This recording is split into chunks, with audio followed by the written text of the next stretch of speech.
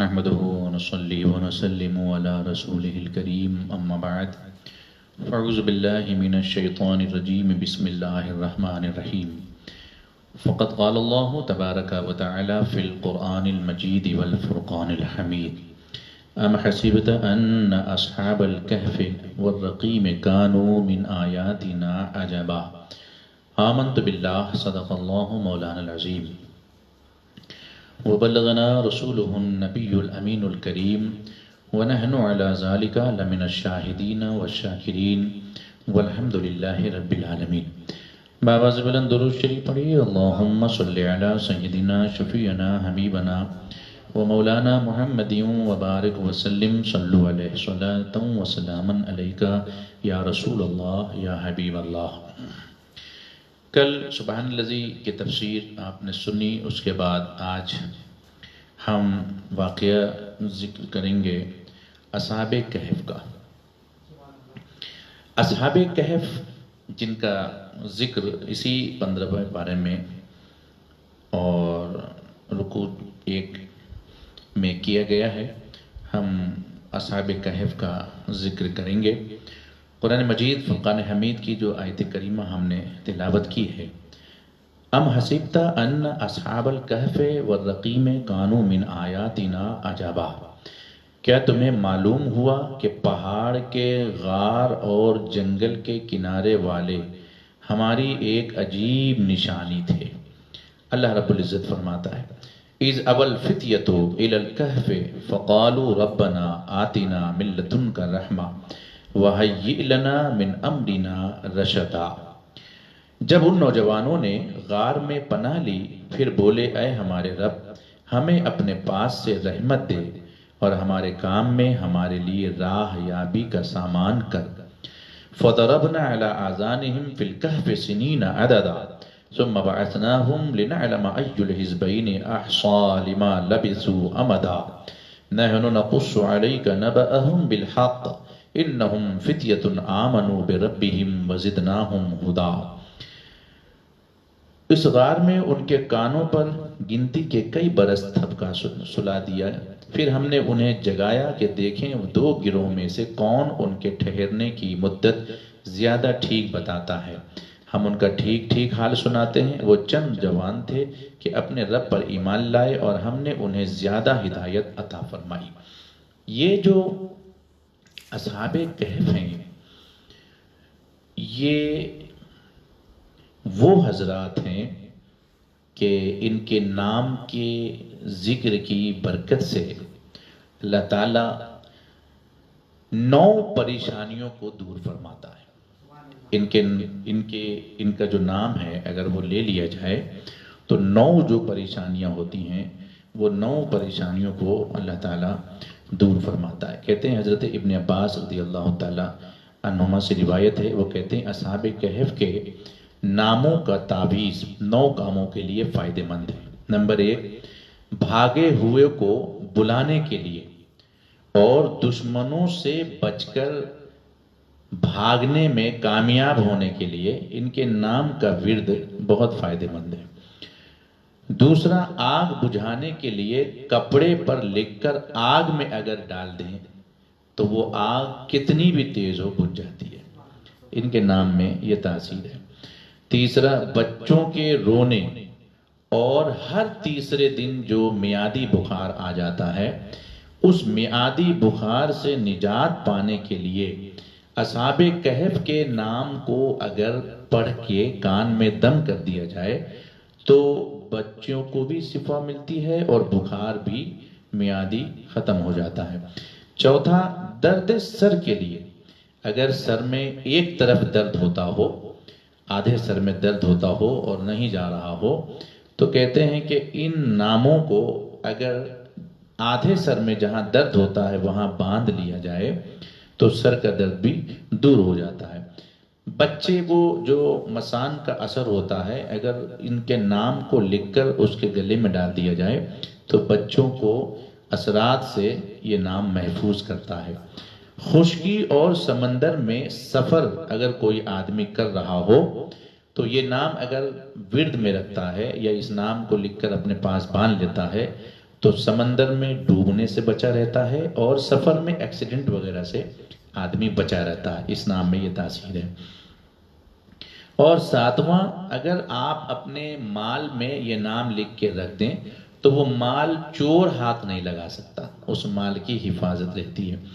آٹھواں، اگر پڑھنے والے بچے اس نام کو لکھ کے چینی کے پیالے میں اور پانی میں گھول کر اس کو پیے تو اللہ تعالیٰ اس کے ذہن کو بڑھاتا ہے اور عقل بھی بڑھاتا ہے. نوواں، کہتے ہیں کہ اگر اس نام کو گنہگار آدمی اپنی زبان سے روزانہ ایک بار لے لے تو اللہ تعالیٰ اس کے گناہوں کو معاف فرما دیتا ہے. یہ نام کون کون سے ہیں؟ کہتے ہیں اس میں سے پہلا نام ہے یم لی خا، دوسرا نام ہے مکشلینا، اس کے بعد ہے مشلینا، مرنوش، دبرنوش، شازنوش. اور یہ جو نام ہے اس میں الگ الگ کچھ وہ ہے، اختلاف ہے. کچھ لوگ کہتے ہیں کہ مکسلمینا، تملیخا، مرتونس، نینوس، ساریونس، زونوانس، فلسطیونس، اور ان کا ایک کتا تھا جس کا نام تھا قطمیر. تو یہ قطمیر جو تھا یہ ان کا کتا تھا. کہتے ہیں کہ یہ جو اصحاب کہف ہیں یہ تقریباً 300 سے زیادہ سوتے رہے غار میں. 309 برس تک یہ غار میں سوتے رہے اور 309 سال کے بعد یہ دوبارہ اٹھے. پھر یہ جو سوئے تو آج بھی وہ اسی غار میں سو رہے ہیں اور پھر وہ اب قیامت کے دن اٹھیں گے. اللہ تعالیٰ نے اصحاب کہف کے مقام کو بہت بلند کیا ہے. واقعہ ان کا اس طرح سے ہے کہ حضرت عیسیٰ علیہ السلام کے آسمان پر اٹھا لینے کے بعد عیسائیوں کا حال بہت برا ہو گیا. مطلب کچھ تو وہ ہو گئے جو بت پرستی کرنے لگے اور کچھ وہ ہو گئے جو اس پہ اپنے دین پہ قائم رہے اور دوسروں کو کچھ لوگ وہ ہو گئے جو بت پرستی کرنے پر مجبور کرنے لگے. تو بت پرستی جب عیسائیوں نے شروع کر دی تو اس زمانے میں ایک بادشاہ تھا جس کا نام تھا دقیانوس. یہ بادشاہ بہت بڑا ظالم تھا اور بت پرست تھا. وہ ایک قانون بنا کے رکھا ہوا تھا کہ جو بت پرستی نہیں کرے گا اس کی گردن مار دی جائے گی. اس کے حکومت میں بتوں کو پوجنا ضروری تھا، اگر نہیں پوجتا جو اس کو وہ مار دیتا. یہ جو 7 لوگ تھے یہ بڑے شریف تھے. شہر کا نام تھا افسوس. یہ اس شہر کے بڑے شریف لوگ تھے اور انہوں نے جب یہ دیکھا کہ بادشاہ جو ہے یہ چھوڑے گا نہیں اور بت پرستی کرائے گا تو مجبور ہو کر کے ان لوگوں نے کیا کیا، دقیانوس کے پاس یہ قریب میں رہتے تھے، انہوں نے دیکھا کہ اب یہ سب کو بت پرستی کرا رہا ہے تو یہ ہمیں بھی بت پرستی کرے گا. تو یہ لوگ ایک ٹیلے پہ جمع ہوئے ایک ایک کر کے اور جب بیٹھے تو ان لوگوں نے کہا کہ یار یہ زبردستی بت پرستی کرا رہا ہے اور بت پرستی جو ہے وہ حرام ہے، اللہ کی عبادت کرنی چاہیے اور ہم لوگ عیسیٰ علیہ السلام کو ماننے والے ہیں تو کس طرح سے بچا جائے، اگر ہم نہیں کرتے ہیں بت پرستی تو یہ مار دے گا. تو ان لوگوں نے کہا تو ایسا کرتے ہیں ہم لوگ یہ شہر چھوڑ کے باہر نکلتے ہیں اور کہیں کسی غار میں جا کے پناہ گزین ہو جاتے ہیں. ان لوگوں نے مشورہ کیا 7 آدمی نے اور مشورہ کر کے یہ لوگ نکل گئے، بولے ٹھیک ہے چلے جاتے ہیں. جب یہ لوگ چلے غار کی طرف تو جیسے ہی غار کے قریب پہنچے، غار کی طرف جانے لگے تو ایک کتا ان کے ساتھ ہو گیا راستے میں. جب ان کے ساتھ کتا ہوا تو انہوں نے کیا کیا، وہ کتوں کو مارا کنکر، اور کنکر مار کے کتوں کو بھگانے لگے. مگر وہ کتا بھاگتا نہیں تھا. جیسے یہ تھوڑا چلتے وہ کتا پھر ان کے پیچھے چل دیتا. پھر یہ کنکر اٹھا کے مارتے تو کتا رک جاتا. پھر یہ آگے بڑھتے تو پھر یہ ان کے پیچھے چل دیتا. یہ کتے کو مارتے رہے بار بار. جب کتا تھک گیا مار کھاتے کھاتے تو کتے نے دعا کی کہ اے اللہ تو ہمیں زبان عطا کر دے تاکہ میں ان سے کچھ کلام کر لوں، یہ مجھے مار مار کے روکنا چاہتے ہیں اور میں دامن ولایت چھوڑنا نہیں چاہتا، یہ اللہ والوں کا دامن ہے، میں اس کو چھوڑنا نہیں چاہتا، یہ چھوڑانا چاہتے ہیں۔ اللہ نے کتے کو قوت گویائی عطا فرمائی، یعنی زبان دی۔ جب کتے کو زبان دی تو کتے نے دونوں ہاتھ اوپر کر کے اس طرح سے اور کہا زبان سے، ارے بھائی کیوں مارتے ہو ہمیں، ہم نے کیا کیا ہے تمہارا، ہم تمہارے ساتھ جا رہے ہیں تو تم ہمیں کیوں مارتے ہو؟ تو اصحاب کہف نے کہا کہ تم کتا ہو اور تمہارا کام ہے بھونکنا، ہم تو خود ڈر سے چھپ کے بادشاہ کے اور بھاگ رہے ہیں، کسی غار میں چھپنے جا رہے ہیں اور تم ہمارا پیچھا کر رہے ہو، تم تو شور کر کر کے ہمارا پتہ بتا دو گے لوگوں کو، تمہارا کام بھونکنا ہے، اس لیے ہم تمہیں بھگا رہے ہیں، تمہیں اپنے ساتھ نہیں آنے دے رہے ہیں۔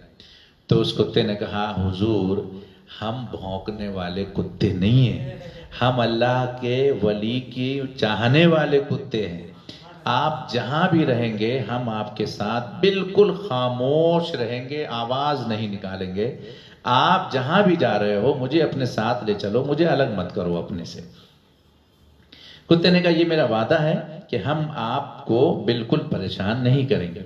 اب یہ لوگ کتے کو بھی پھر ساتھ میں لے لیا انہوں نے، اور لینے کے بعد جب یہ چلے تو غار کے اندر یہ داخل ہوئے، کتا بھی اس میں داخل ہو گیا، اور یہ چلتے چلتے تھک گئے تھے۔ جب تھک گئے تو انہوں نے کہا کہ لاؤ تھوڑی دیر ہم آرام کر لیتے ہیں۔ تو یہ لوگ جب تھوڑی دیر کے لیے لیٹے تو وہ سو گئے۔ سوئے تو کتا جو تھا وہ دونوں ہاتھ زمین پر رہ کر اور ان کے چہرے کو تکتا رہا، ساتوں کے، اور وہ سوتے رہے، کتا ان کو دیکھتا رہا۔ کتے کے اس انداز کو اللہ نے قرآن میں بیان کیا، کتے کے اس انداز کو۔ حالانکہ کوئی بھی آدمی اگر کتے کو پالتا ہے تو وہ کبھی اس کا بیٹھنے کا انداز یا اس کے کھڑے ہونے کا انداز نہیں بیان کرتا، کتا اس کا انداز کون بیان کرے؟ لیکن اللہ والے کے کتے کے ہر انداز کو اللہ نے اتنا پسند کیا کہ اس کا ذکر قرآن میں کیا۔ اللہ رب العزت نے کتے کا ذکر بھی قرآن میں کیا کہ وہ اس طرح سے بیٹھا ہوا تھا اور اللہ والوں کو وہ تک رہا تھا۔ اب وہ سو گئے تو یہ بھی تکتا تکتا کتا بھی اسی طرح سو گیا۔ اب یہ 300 برس سے زیادہ ہو گیا، 309 سال ہو گئے انہیں سوتے ہوئے۔ دقیانوس ان کی تلاش میں نکلا کہ یہ ہیں کدھر ساتوں، تو دقیانوس کو کسی نے بتایا کہ یہ لوگ جو ہے نا غار میں چھپتے ہوئے جاتے ہوئے دکھائی دیے، غار کے اندر گھس گئے ہیں یہ۔ تو دقیانوس نے فوج کو اپنی بھیجا کہ تلاش کرو، تو اندر تلاش کیا تو وہ وہیں سو رہے ہیں مگر کسی کو نظر نہیں آئے۔ اللہ نے ان کو ایک دم محفوظ کر لیا سب کی نگاہوں سے۔ اب جب وہ تھک گئے وہ لوگ واپس آئے، کہا کہ اندر تو کوئی بھی نظر نہیں آ رہا ہے، ادھر ادھر کہیں بھی نظر نہیں آ رہا ہے۔ تو دقیانوس بادشاہ کو غصہ آیا، کہا اندر ہی گئے ہیں نا، ہیں تو اندر ہی، باہر تو نکل نہیں سکتے، ایسا کرو ایک مضبوط دیوار یہاں تعمیر کر دو، غار کا جو منہ ہے اس کو بند کر دو تاکہ ساتوں کی قبر اندر ہی بن جائے۔ ہمارا تو مقصد ساتوں کو مارنا ہے، اگر وہ بت پرستی نہیں کرتے تو ہم اس کو پھانسی دیں گے، اور وہ اندر گھس گئے ہیں تو پھر اندر منہ بند کر دو تاکہ اندر ہی اندر وہ مر جائیں، ان کو مارنا ہی مقصد ہے۔ تو جن مزدور کو اس نے لگایا تھا دیوار بنانے کے لیے، وہ مزدور ذرا نیک شریف طبیعت کا آدمی تھا۔ اس نے جب دیوار تعمیر کی تو ان ساتوں کے نام ایک تختی پہ لکھا اور لکھ کر اس نے دیوار پہ لگا دیا کہ یہ ساتوں آدمی اس کے اندر غار کے اندر ہیں اور ان کے یہ نام ہیں، اور دیوار پہ انہوں لگا کے دیوار مضبوطی سے بند کر دیا۔ اب یہ دقیانوس کا زمانہ چلا گیا، اب آتا گیا اور بادشاہ دوسرا آتا گیا جاتا گیا، تقریباً 300 سال ہو گئے۔ 300 سال ہو گئے تو پھر اس کے بعد ایک بادشاہ اور آیا، اور وہ جو بادشاہ تھا وہ بڑا نیک بادشاہ تھا، اور وہ بیڈروس نام تھا اس بادشاہ کا، بڑا نیک اور مومن بادشاہ تھا۔ اس کا جب زمانہ آیا اور اس نے جب حکومت سنبھالا تو ایک زمانے تک اس نے حکومت کی، 30 سال 40 سال جب حکومت کرتے ہوئے ہو گیا اس شہر میں، فیوز شہر میں، تو پھر اسی زمانے میں مسلمانوں میں 2 گروہ پیدا ہوئے۔ ایک گروہ یہ کہتا تھا کہ مرنے کے بعد آدمی دوبارہ زندہ نہیں ہوگا، جو مر گیا وہ مر گیا، کام ختم اس کا، اب اس کے بعد کچھ نہیں ہے۔ دوسرا گروہ یہ کہتا تھا کہ نہیں، مرنے کے بعد دوبارہ زندہ ہوگا، قبر میں جانے کے بعد آدمی کو زندہ کیا جاتا ہے، قیامت کے دن پھر اس کو دوبارہ زندہ کیا جائے گا۔ تو ایک گروہ یہ کہتا تھا کہ نہیں، جو مر گیا ختم، وہ پھر دوبارہ زندہ نہیں ہوتا، وہ سب مردہ ہو جاتا ہے۔ جیسے آج ہے 2 گروہ، اہل سنت والجماعت کا یہ عقیدہ ہے کہ مرنے کے بعد قبر میں زندگی اللہ دیتا ہے، دوسرے فرقے کا عقیدہ ہے کہ نہیں، جو ختم ہو گیا، مردہ ہے، وہ زندہ نہیں ہوتا۔ تو اس زمانے میں بھی یہ 2 فرقے جب ہوئے تو جو بیڈروس بادشاہ تھا وہ بہت ہی ٹینشن میں آ گیا کہ یا اللہ، یہ جو اختلاف چل پڑا ہے یہ کس طرح سے ختم ہو۔ تو وہ ایک روز اس بادشاہ نے کیا کیا، رات کی تنہائی میں رات بھر عبادت کی اور پھر اس نے دعا کی کہ اے اللہ، ایسی کوئی نشانی دکھا دے جس سے یہ ظاہر ہو جائے کہ آدمی کو مرنے کے بعد پھر دوبارہ زندہ کیا جائے گا۔ یہ دعا اس بادشاہ نے کی کہ ایسی کوئی نشانی دکھا دے جس سے سب کو یہ پتہ چل جائے یہ جو اختلاف ہے نا یہ ختم ہو جائے، کہ دوبارہ زندہ ہو جائے گا، ایسی کوئی نشانی دکھا دے۔ جب اس نے دعا کی بیڈروس بادشاہ نے، تو اللہ نے بیڈروس بادشاہ کی دعا قبول کی، اور دعا اس کی جب قبول ہوئی تو دوسرے دن ہی کچھ لڑکے لوگ بکریاں چرانے کے لیے اسی غار کی طرف نکلے، اور جب نکلے اس غار کی طرف تو وہ دیوار 300 سال میں بہت پرانی ہو گئی تھی، کمزور ہو گئی تھی۔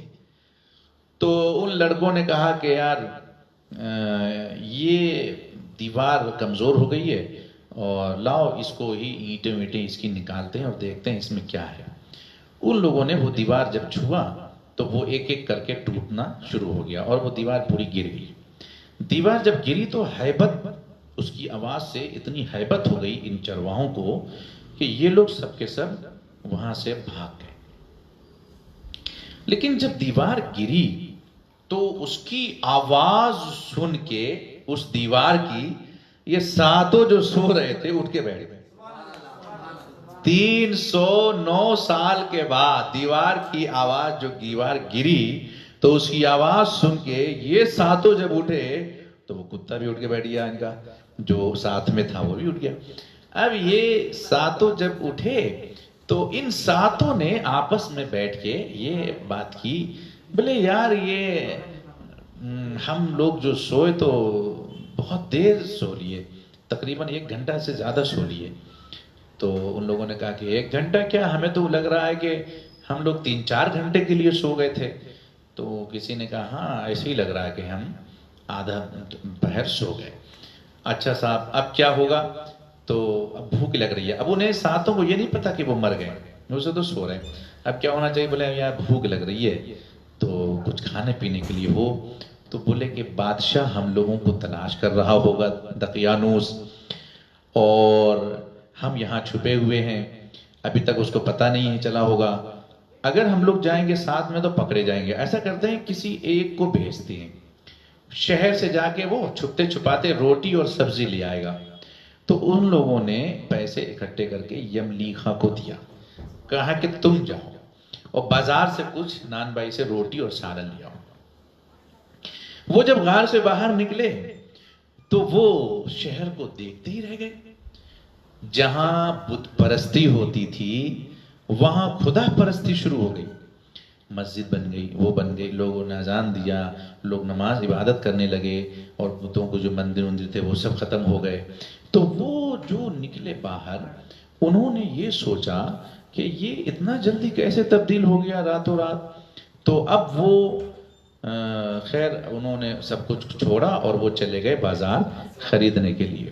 جب وہ وہاں خریدنے کے لیے پہنچے تو نان بائی کو جب انہوں نے پیسے دیے تو وہ سکہ جو ان کے پاس تھا وہ تقریباً 300 سال پرانا سکہ، 300 سال پرانا سکہ، دقیانوس کے زمانے کا سکہ، جب انہوں نے نان بائی کو دیا اور روٹی انہوں نے خریدی اور سالن لیا، سالن لینے کے بعد دقیانوس کے زمانے کا سکہ جب نان بائی کے ہاتھ میں انہوں نے دیا، 300 پرانا سکہ جب انہوں نے دیا، تو وہ دکان والے نے سکہ دیکھتے ہی ان کو پکڑ لیا، یملیکا کو، بولے تو ضرور کہیں خزانہ چھپائے ہوا ہے۔ تو یہ بولے خزانہ کیا مطلب؟ بولے یہ جو پیسہ ہے نا تیرے پاس، یہ 300 سال پرانا پیسہ ہے، اور تیرے پاس کہاں سے آیا یہ سکہ؟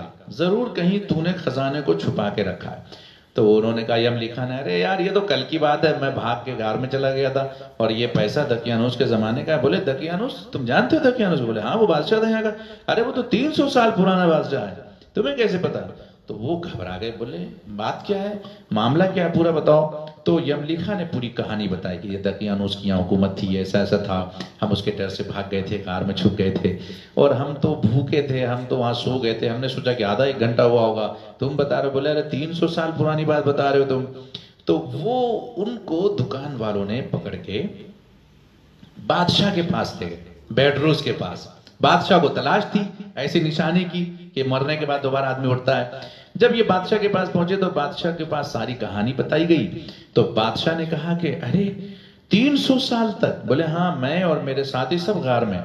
تو بادشاہ نے پورا شہر کو جمع کیا اور کہا دیکھو 300 سال تک یہ آدمی مرا رہا غار میں، اور 300 سال کے بعد اللہ نے میری دعا قبول کی اور اس کو پھر سے دوبارہ زندگی عطا فرمائی ہے۔ یہ نشانی ہے اس بات کی کہ مرنے کے بعد دوبارہ آدمی کو پھر زندہ کیا جائے گا۔ اب انہوں نے کیا کیا، یملیکا نے ان تمام لوگوں کو اپنے ساتھ لے کے گئے، کہاں؟ غار میں۔ جو لوگ انکار کر رہے تھے کہ مرنے کے بعد دوبارہ نہیں زندہ کیے جائیں گے ان کو بھی لے کے گئے، کہا چلو دکھاتے ہیں۔ سب لوگ گئے۔ جب غار کے قریب پہنچے تو ان کے جو ساتھی تھے اصحاب کہف، انہوں نے سوچا کہ بادشاہ کو خبر ہو گئی اور یملیکا قید کر دیا گیا، اب یہ لوگ ہمیں بھی قید کرنے آ رہے ہیں۔ اب وہ گھبرائے، ڈر گئے وہ۔ تو یملیکا نے بادشاہ کو غار کے کنارے روک کے بیڈروس کو کہا آپ لوگ اندر جائیں گے تو وہ نہیں آئیں گے، چھپ جائیں گے، میں جا کے ان کو ساری حقیقت بتاتا ہوں، سمجھاتا ہوں، پھر میں باہر لے کے آتا ہوں۔ تو یہ اندر گئے، یملیکا نے جا کے بتایا کہ ارے یار ہم لوگ 300 سال سے سو رہے ہیں، آدھے گھنٹے سے نہیں۔ بولے 300 سال سے سو رہے ہیں؟ بولے ہاں ایسا ایسا معاملہ ہے، وہ دقیانوس کو بھرے ہوئے زمانہ ہو گیا، اب یہ بیڈروس کی حکومت ہے، وہ لوگ ہم سے ملنے آئے ہیں، چلو باہر۔ تو وہ سب باہر نکل کے آئے اور بادشاہ سے مصافحہ کیا۔ تمام جو لوگ منکر تھے مرنے کے بعد دوبارہ زندہ ہونے کے، ان لوگوں کو وہ لوگ مصافحہ کیا اور ان لوگوں کو بتایا کہ یہ اس کی قدرت ہے کہ وہ جب چاہے آدمی کو موت دے اور جب چاہے اس کو زندگی دے، اس میں کوئی کچھ نہیں کر سکتا، یہ اس کی قدرت ہے۔ دیکھو ہم 300 سال سے مرے ہوئے پھر بھی ہم زندہ ہو گئے۔ پھر ان لوگوں نے کہا کہ چلیے ہمارے ساتھ آپ شہر میں رہیں گے، تو ان ساتھوں نے کہا نہیں، جس خدا نے مجھے 300 سال سے یہاں ہم سب کی حفاظت فرمائی ہے، ہم اس دنیا میں اب واپس نہیں جائیں گے، اب اسی دنیا میں ہم واپس جا رہے ہیں جو ہماری دنیا ہے، ہم واپس پھر غار میں جا رہے ہیں، اور جیسے ہم پہلے سوئے تھے ہم پھر ویسے ہی سو جا رہے ہیں، ہم کو نہیں چاہیے یہ دنیا۔ اور پھر وہ سب غار میں واپس آ کے اور جو سوئے، تو نبی کریم صلی اللہ علیہ وسلم نے فرمایا کہ وہ آج بھی سو رہے ہیں۔ تو اسی کو اللہ نے ذکر کیا اس پارے میں 15ویں میں، ام حسبت ان اصحاب الکہف، اے محبوب کیا آپ کو معلوم ہے وہ پہاڑ والے کی کہانی؟ تو اس کا مطلب یہ ہے کہ اللہ کے رسول کو سب معلوم ہے، پورے انبیاؤں کی کہانی معلوم ہے، اسی لیے اللہ تعالیٰ بار بار کہتا ہے الم ترى، کیا آپ جانتے ہیں، کیا آپ کو معلوم ہے، کیا آپ کو وہ بات معلوم ہے؟ یعنی اللہ کے رسول نے سب کچھ اپنی آنکھوں سے دیکھا ہے، اصحاب کہف کو دیکھا ہے، غار کو دیکھا ہے، اور موسیٰ علیہ السلام کو دیکھا، عیسیٰ علیہ السلام کو دیکھا، سب اللہ کے رسول کی نگاہوں میں، اور کل قیامت کے دن بھی ان کی نگاہوں سے کچھ چھپا ہوا نہیں رہے گا، اور آج بھی ان کی نگاہوں سے کچھ چھپا ہوا نہیں ہے، اور کوئی غیب کیا تم سے نہا ہو بھلا، جب نہ خدا ہی چھپا تم پہ کروڑوں درود۔ تو پھر بیڈروس بادشاہ نے پھر اسی طریقے سے وہ ساتوں کو، جب وہ لوگ سو گئے تو بہترین ایک صندوق بنوا کے اور المونیم کا، اور اسی صندوق میں ان کو سب کو رکھے، اور پھر ان کا بہترین طریقے سے اسی میں غار میں وہ بنایا، اور سال میں ایک بار یہ سب لوگ وہاں پہ حاضری کے لیے جاتے تھے، اصحاب کہف کے بیروز کے زمانے میں۔ تو یہ جو عرس ہوتا ہے نا اللہ والوں کا، بزرگوں کا، سال میں ایک بار، یہ وہیں سے چلا آ رہا ہے۔ وہ اصحاب کہف کا ہر سال وہ لوگ جاتے تھے، وہاں جمع ہوتے تھے۔ تو آج بھی اللہ والوں کے مزارات کے جو عرس ہوتے ہیں، سال میں لوگ جمع ہوتے ہیں، سندر جس کو بولتے ہیں، تو یہ وہ زمانے سے ہی چلا آ رہا ہے، اور لوگ جاتے ہیں بزرگوں کی بارگاہ میں اور فیض لیتے ہیں۔ تو جب یہ کتا ان کے ساتھ ہو لیا تو علماء فرماتے ہیں، خود میرے نبی نے فرمایا کہ کتا ناپاک ہوتا ہے، کتا جو ہوتا ہے وہ ناپاک ہوتا ہے۔ جس گھر میں کتا رہے گا وہاں فرشتے نہیں آتے، اور کتے کو 100 بالٹی سے آپ نہلا دو تب بھی وہ ناپاک رہتا ہے۔ بذات خود کتا پاک نہیں ہوگا، 100 بالٹی سے آپ نہلا دو تب بھی۔ واحد ایک کتا ہے جو پاک ہے، اور وہ یہی قطمیر، اصحاب کہف کا کتا۔ اور قیامت کے دن صرف پاک ہی نہیں ہے، قیامت کے دن یہ کتا جنت میں بھی جائے گا، یہی ایک کتا ہے جو جنت میں جائے گا۔ تو اب صوفیہ کہتے ہیں کہ 1000 سال کی عبادت ایک طرف، اور اللہ والوں کی ایک نگاہ ایک طرف، یعنی وہ کتا جس کو 100 بالٹی سے آپ پاک نہیں کر سکتے، ولی کی ایک نگاہ نے اس کو پاک کر دیا، اور اتنا پاک کر دیا کہ وہ جنتی ہو گیا۔ تو یہ اللہ رب العزت کا کرم ہے کہ پروردگار عالم نے ہمیں اور آپ کو سب کو اپنے محبوبوں کا ماننے والا بنایا۔ دعا کرتے ہیں کہ پروردگار ہم تمام سامعین کو اللہ اور اس کے رسول کے بتائے ہوئے راستے پہ چلنے کی توفیق عطا فرمائے، اولیاء اللہ کی محبت ہمارے سینوں میں عطا فرمائے، اور پروردگارہ جتنے بھی مسلمانان ہیں ان کو عزت کی زندگی عطا فرمائے، اور تمام مومنین کو کورونا جیسے مہلک بیماریوں سے پروردگارہ محفوظ و مامون فرما، اور ہمارے ہندوستان کو مولا تعالی ہر نظر بد سے، ہر پریشانیوں سے، ہر بیماریوں سے اس ملک کو محفوظ و مامون فرما، اور یہاں کے رہنے والے تمام لوگوں کی جان و مال، عزت و آبرو کی حفاظت فرما۔ وصلی اللہ تعالی علی خیر خلقہ و نور عرشہ محمد و علی آلہ و صحبہ اجمعین برحمتک یا ارحم الراحمین بحق لا الہ الا